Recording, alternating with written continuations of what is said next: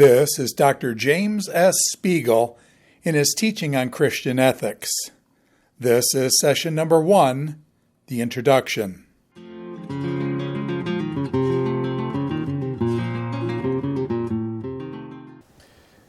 Hello, I'm Jim Spiegel. I'm a professor of philosophy and religion, and I'm going to be giving some lectures on Christian ethics. I've taught philosophy for the better part of 3 decades, taught for 27 years at Taylor University. I teach now at Indianapolis Theological Seminary. My research and scholarly interests mainly fall in the areas of philosophy of religion and ethics, but I also do work in aesthetics, history of philosophy, philosophy of mind, and some other areas. So we're going to talk about Christian ethics and how to think about moral issues from a Christian standpoint that is also informed by important philosophical theories related to ethics. Ethics concerns how we should live. It is a prescriptive field of study, asking what ought to be, not just what is. A number of fields like history and the sciences study what is the case. Those are descriptive fields of study. Ethics is a normative field. It's concerned with how things ought to be, how we should live, what choices we ought to make in various contexts. Ethics also addresses issues that are important to everyone just because we are human. A number of other fields explore issues that may or may not interest everyone or be important to everyone. If you study electrical engineering, for example, or you study sports, many people are interested in these subjects, and they are important. But you can have a flourishing life without much, if any, involvement directly in electrical engineering or athletics. Ethics is not like that. As human beings, we're called to live a certain way, to be responsible, to do our duties, to respect people's rights, and to act justly. And so whatever else you do, you need to be concerned about moral issues and living ethically. So in studying how we ought to live, we need to be concerned with certain theoretical concepts, like some of the things I just named. Obligation, what does that mean? What does it mean for someone to have rights? What is justice? What is fairness? What is virtue? These are all theoretical concepts. And we need to get some of these things straight and think about them explicitly before we move on to talk about practical issues.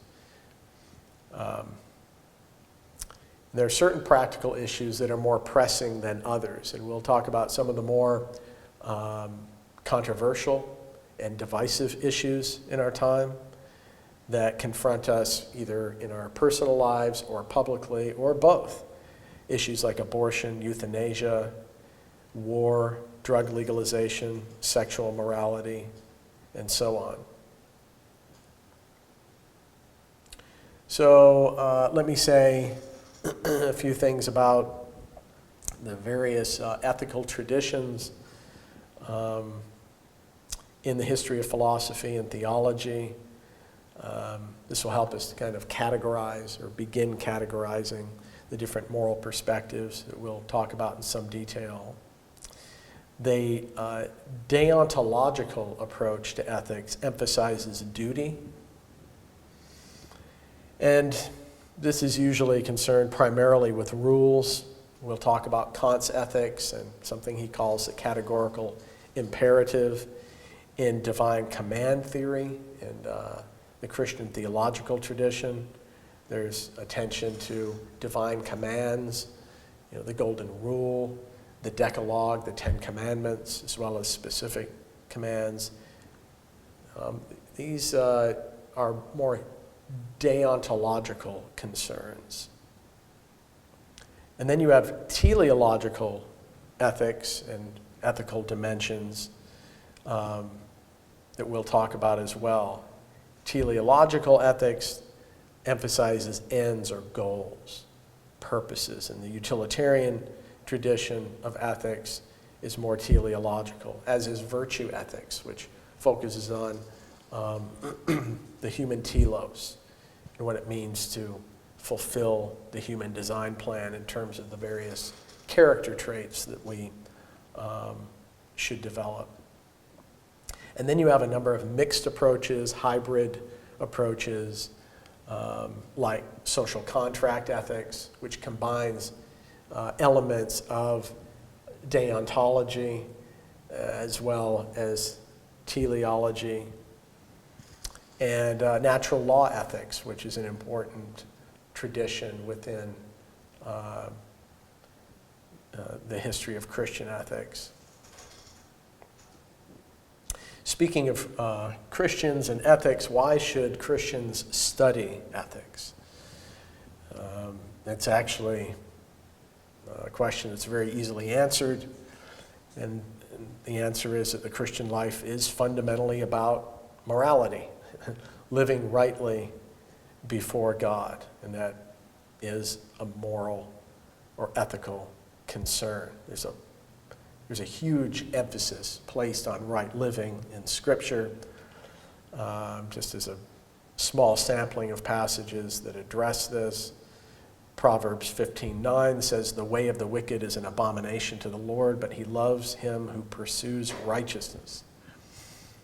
In Micah 6:8, we are told, "He has shown you, O mortal, what is good, and what does the Lord require of you? To act justly, and to love mercy, and to walk humbly with your God." So justice and mercy and humility, those are moral virtues or values that we're called to abide by, not just here, but in lots of other places in Scripture. And those are moral qualities.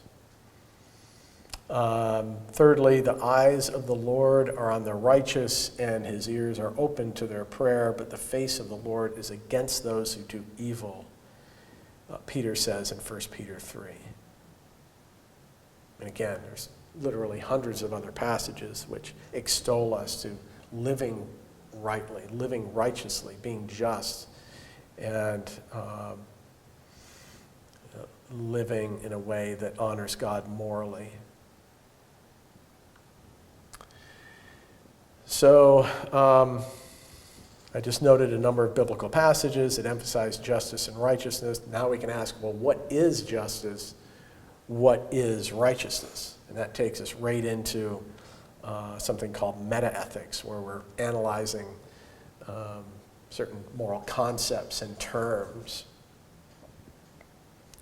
What does it mean to act justly and righteously as regards issues like abortion, euthanasia, war, capital punishment, treatment of animals? And these are all issues that we'll look at.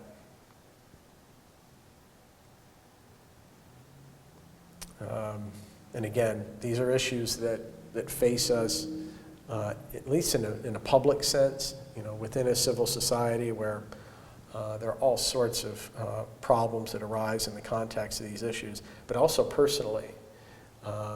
We may find ourselves wrestling with some of these issues in a more personal way. So here's the approach we're going to take here with our study of ethics, our methodology. How should Christian ethics be done? That's actually one of the issues that's debated by Christian ethicists. To what extent should the Christian ethicist consult or use and deploy philosophical theories and principles when doing moral analysis of various issues? The approach that I will take, which is the approach of every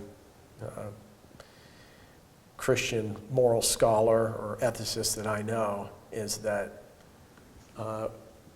we'll integrate our philosophical theorizing with our theological inquiry. And I think that kind of integration of philosophy and theology is crucial. And it's even unavoidable. We make philosophical assumptions, all of us do, when we approach the scriptures, as well as when we approach the rest of life. So you really can't get away from philosophy, so we might as well do it well. We might as well be explicit in our identification, our articulation of, and analysis and assessment of various philosophical theories and principles. So we'll do that for that reason. And also philosophical arguments are unavoidable from a practical standpoint. We live in a society that's pluralistic, and there are, plenty of people out there who have no interest in theology in the first place. They will only listen to philosophical arguments. So if we have a position that's a biblical, theologically correct position on any of these issues, if we want to be heard in the public square, if we want our arguments and ideas and positions to be taken seriously elsewhere in our society, we need to be able to defend them philosophically as well as theologically. For many years, when I taught at Taylor University and I coached our moral issues debate team, it was called an Ethics Bowl team, competing with schools from all over the country, we made our arguments philosophically. Now, we certainly had theological convictions regarding a lot of the issues that we addressed, but you can't just go into a setting that's pluralistic and start quoting chapter and verse from Scripture to defend your position. You'll be ignored. You need to be able to make your arguments philosophically. So I think as Christians in a pluralistic society, this is something that we just have to do. We need to be aware of philosophical arguments, pro and con, as well as our theological and biblical reasons for the views that we espouse. So we're going to take a two-step approach here, beginning with a kind of review and assessment of major moral theories and concepts that's philosophical, looking at theories like utilitarianism and Kantian ethics and social contract ethics and virtue ethics. And then we'll look at a couple of important theological traditions in ethics, divine command theory and natural law ethics. And then once we've done all that, we will apply those theoretical concepts to particular moral issues.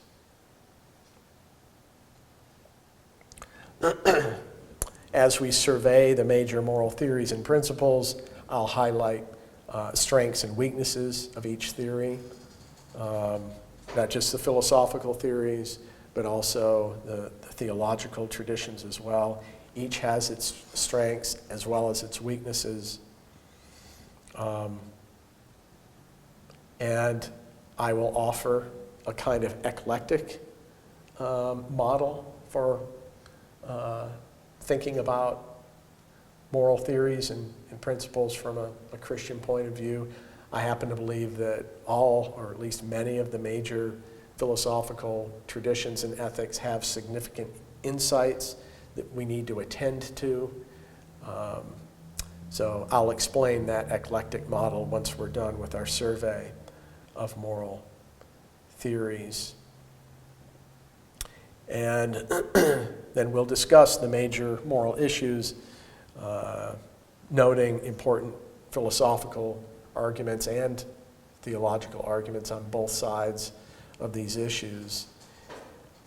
And we'll consider a number of biblical passages and theological arguments that are pertinent to each issue, again, on either side of each issue. So that's the plan, and I hope you enjoy and learn much from our discussion.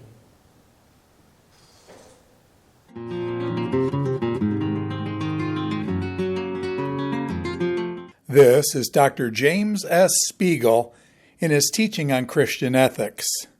This is session number 1, the introduction.